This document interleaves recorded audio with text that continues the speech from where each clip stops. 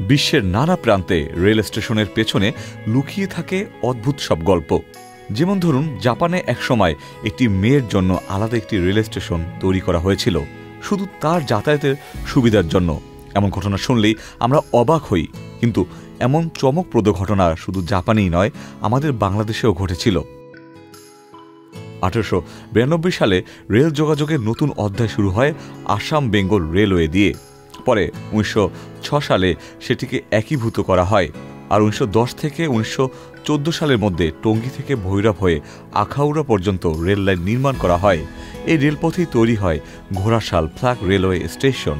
কিন্তু কেন? ওয়ালটন এখন দেশের সীমানা পেরিয়ে পৌঁছে গিয়েছে 50টিরও বেশি দেশে। ওয়ালটন, ঘরে ঘরে, বিশ্বজুড়ে।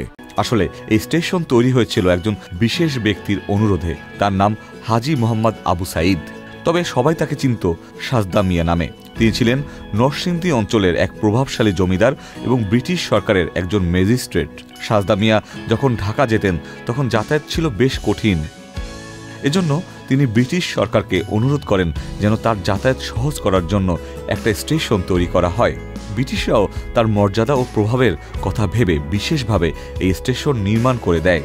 এরপর থেকে সাজদা মিয়া পালকিতে করে আসতেন এই স্টেশনে, সেখান থেকে ট্রেনে চেপে ঢাকার পথে যাত্রা করতেন। আজকের দিনে অনেকেই হয়তো ঘোড়াশাল ফ্ল্যাগ স্টেশনকে শুধু একটি স্টেশন হিসেবেই মনে করেন,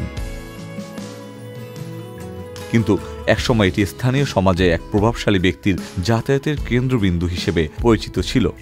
এছাড়া স্টেশনটি তৈরি হওয়ার পর অঞ্চলটির অর্থনৈতিক ও সামাজিক যোগাযোগও অনেক সহজ ও দ্রুততর হয়ে ওঠে।